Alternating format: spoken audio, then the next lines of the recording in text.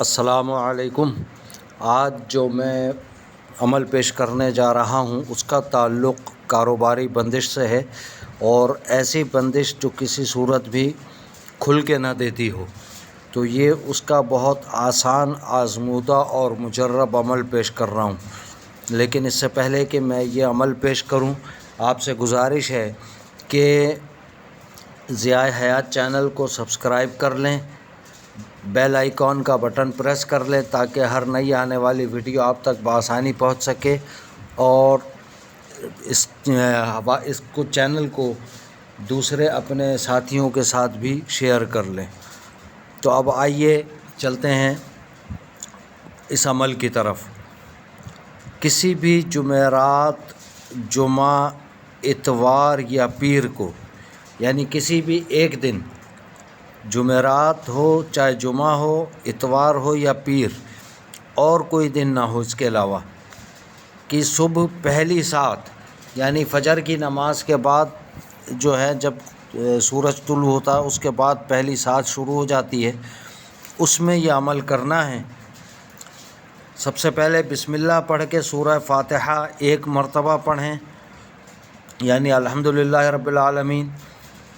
پھر سورہ فلق اور سورہ ناس 7 مرتبہ پڑھنا ہے۔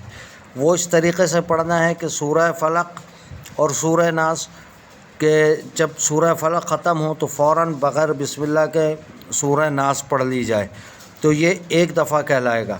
اس طریقے سے 7 بار پڑھیں، اور 41 مرتبہ سورہ الم نشرح پڑھ لی جائے۔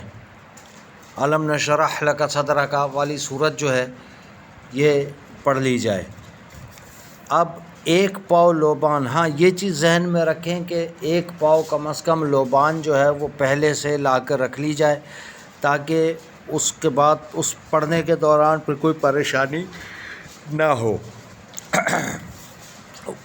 جب یہ سب کچھ پڑھ لیں، یعنی جمعرات، جمعہ، اتوار یا پیر کو پہلی سات میں جب یہ سورہ فاتحہ ایک مرتبہ، سورہ فلق، سورہ ناس 7 مرتبہ اور 41 مرتبہ سورہ الم نشرح لک صدرک پڑھ لیں، تو اب وہ جو ایک پاؤ لوبان لائے تھے اس کے اوپر خوب اچھے طریقے سے دم کر لیں۔ اب کرنا یہ ہوگا کہ بس گھر ہو یا دکان ہو، اس کے اندر عصر اور مغرب کے درمیان لوبان کی جو دم کیا ہوا لوبان ہے اس کی دھونی دینا شروع کر دیں۔ انشاءاللہ بہت جلد اثرات بد اور جو بند کاروبار ہے وہ فوراً کھل جائے گا۔ کسٹمرز یعنی گاہک آنا شروع ہو جائیں گے خود بخود۔